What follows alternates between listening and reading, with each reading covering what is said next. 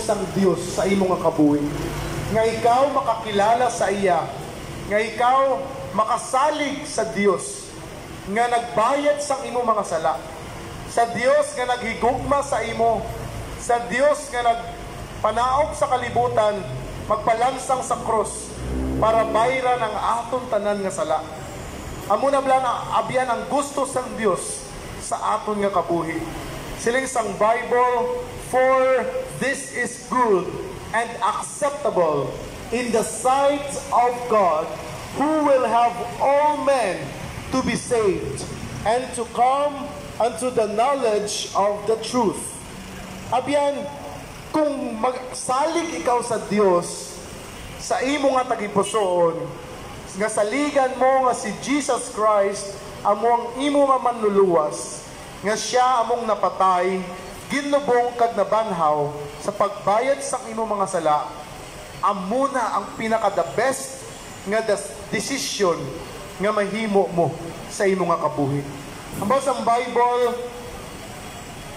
for the tree of the righteous, or for the fruit of the righteous is a tree of life, and he that winneth souls is wise.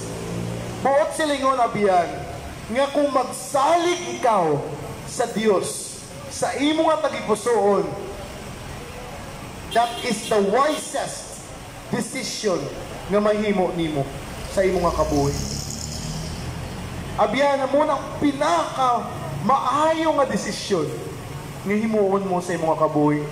Because to choose God, to believe God, to receive God, to believe on Jesus, to accept Jesus in your heart as your Savior, who died for your sin, is the best decision. It's not a foolish decision. It is the best decision sa imong nga kabuhi. Hindi niya biyan buang-buang. May panguna-una iban, kung magsalig sa Ginoo, nagbuang ka na. Amo na yung perspective sa tao. Abi nila nga gawali kami dito sa kilid sandalan, abi nila buang na kami. Abbas ang Bible abyan. We are fools for Christ's sake. Buang kami kay Kristo. Sa tao, buang panulok. Buang kami para kay Kristo. Katubangan sa tao, buang kami. Silang sa Bible, ye are wise in Christ. Sa iba na tao, panulok nila daw, buang lang kami. Nga nagawali diri, wala bayad, gahusik lang sang laway, gahusik lang sang kusok, sang tingog. Abyan, sila sa Bible, ye are wise in Christ. But silingon, nga kung saligan mo ang Diyos sa imong nga kabuhi, amo na ang pinakamaalam nga desisyon ang imuon mo sa imong nga kabuhi. Kay maalam sa mata sang Diyos among pagwali sa kaluwasan. Amo man nga kung makaangkon ikaw sang kaluwasan, amo man ang pinakamaalam nimo nga desisyon nga himuon. Abiyan, to believe God is not stupid. It's not stupid.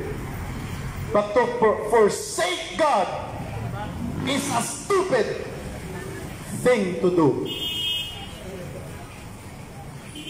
Kamanguana iya kung isikway mong Diyos sa imong nga kabuhi. Abiyan, palangga kita tanan sang Diyos. Sometimes ang manugwaligay pasize gid. Kay gusto sang manugwali nga ikaw makaangkon sang kaluwasan.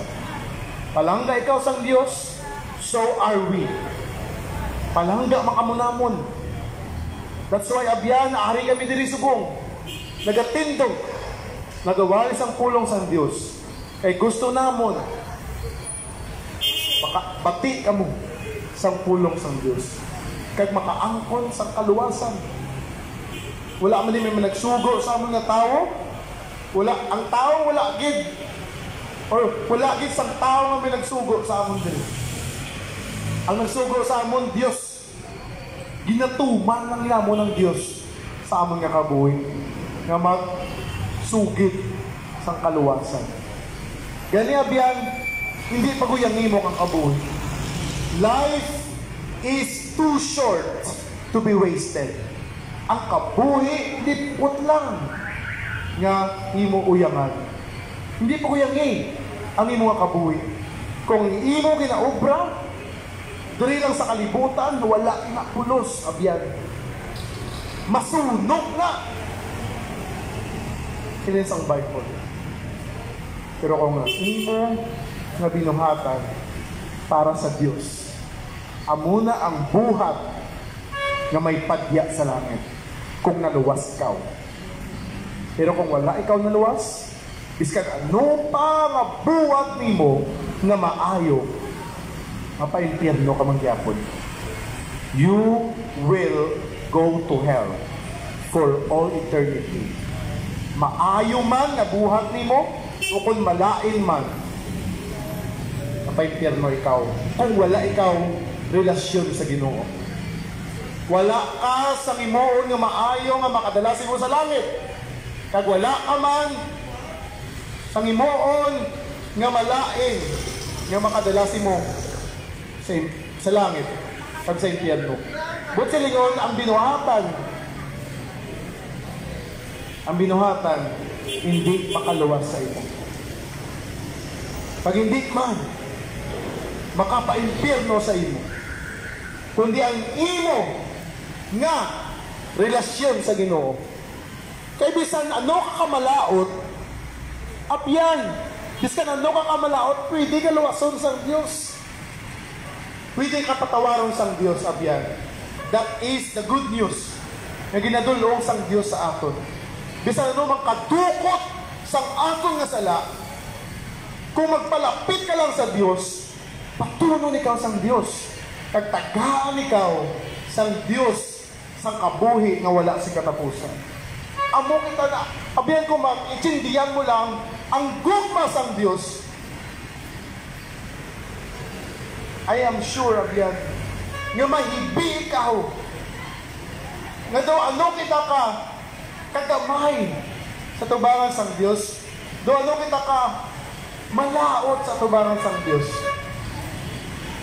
Pero bangod sang gugma sang Dios sa aton nga kabuhi, ang Dios abiyan nagapatawad sa aton nga mga makasasala.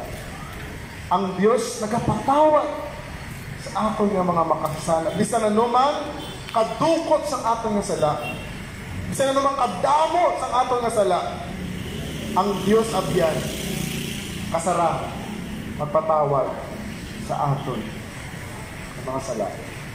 Sarang ikaw tinuan sang Dios.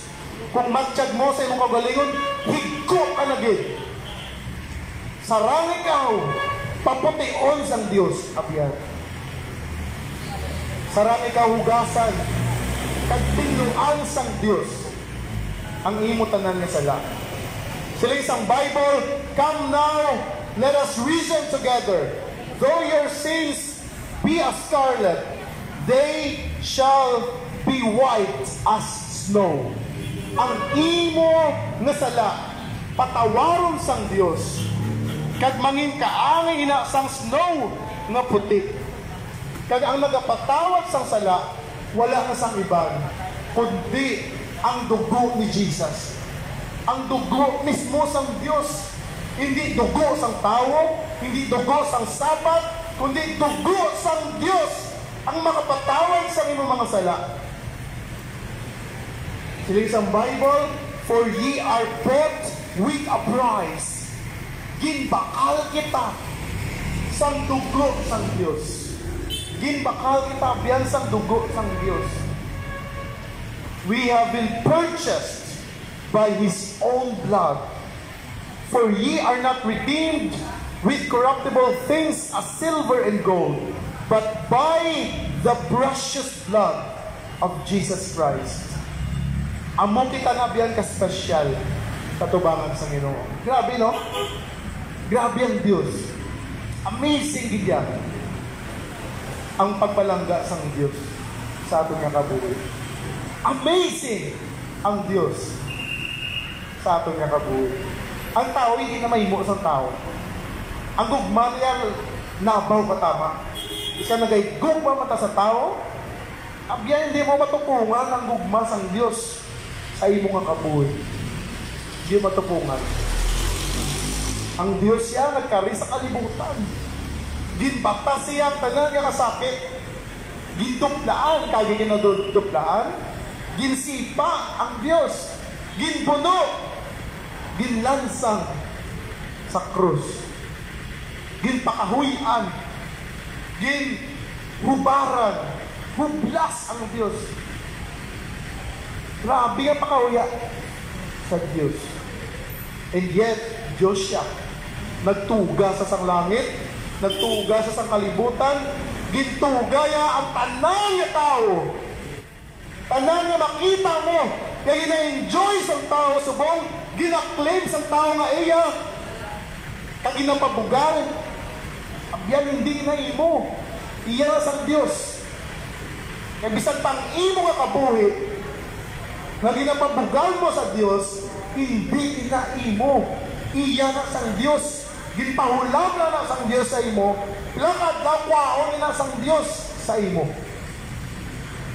Gani abyan. Sa ligyan Ginoo. Kilalahan Ginoo sa imo nga kabuhi. Know God by His Word. Know God by accepting first in your heart Jesus Christ, that He died for your sins, He was buried, and He rose again. And He is your God and your personal Savior. Amo lang ginaabyan. Kilalaha ang Diyos. Paagi sa pagsalig nimo kay Jesus Christ, nga siya napatay, ginlubong, kag nabanhaw sa pagbayad sang imo mga sala. Abyan, believe on the Lord Jesus Christ. Salig ang Ginoo. Kung magdesisyon ka subong nga magsalig sa Ginoo, hindi maisip nga anghel sa langit ang nagahulat sa imong desisyon. Ay kung saligan mo lang ang Ginoo, matumbo sila sa kalipay. Sila sa Bible, there is joy in the presence of God, or there is joy in heaven over one sinner that repenteth. Tanan ang anghel sa langit, magakalipay, magahinukyaw, kung ikaw magsalig sa Ginoo, maghimo sang desisyon. Abyan, salig ang Ginoo. Importante ka sa Diyos. You are so dear in the sight of God.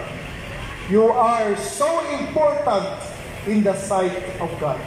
Kung matsyag mo, wala ka importansya sa imo nga panimalay, matsyag mo ay ka na pulos, abyan, may pulos ka sa Diyos. Palangga ka sa Diyos. Ginbakal ka sa dugo sa Diyos. Kung matunon mo lang yun ang Ginoo, tagaan sa Ginoo ang balor ang imo nga kabuhi. Tagaan sa Ginoo meaning ang meaningless mo nga kabuhi. Gani abyan, hindi mo ka isang desisyon. Bato na ang Ginoo. May kami ang bumana sa kuna. Na hindi mo mapuslan. Ikaw abyan, mangin mapinuslanon ka man.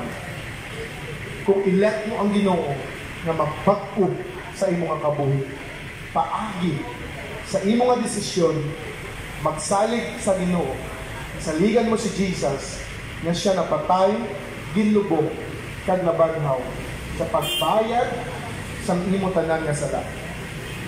Yan, believe on the Lord Jesus Christ, and thou shalt be saved. Mayong hapon sa iyo tanan. May God bless you. Salamat din.